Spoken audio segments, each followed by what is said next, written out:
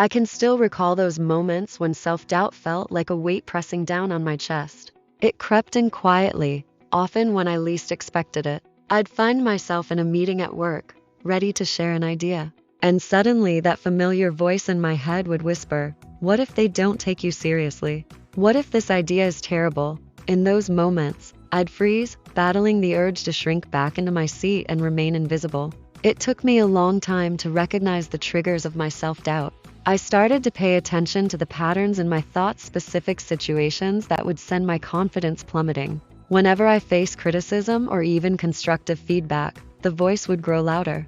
I began to journal, pouring out my thoughts and identifying those moments when I felt most insecure.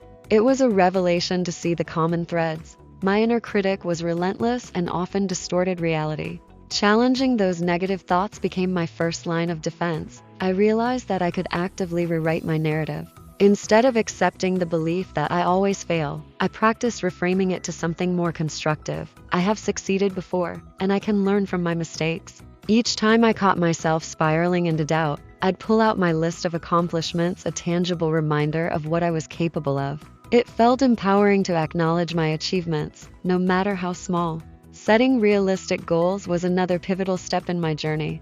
I used to overwhelm myself with vague aspirations, which only fueled my anxiety. Instead, I began breaking tasks down into manageable steps. For example, when preparing for a presentation, I would create a checklist of specific actions rather than just telling myself to prepare. Celebrating even the tiniest victories like finishing my slides or practicing in front of a mirror helped reinforce a sense of progress. It was a simple yet profound shift that built my confidence over time.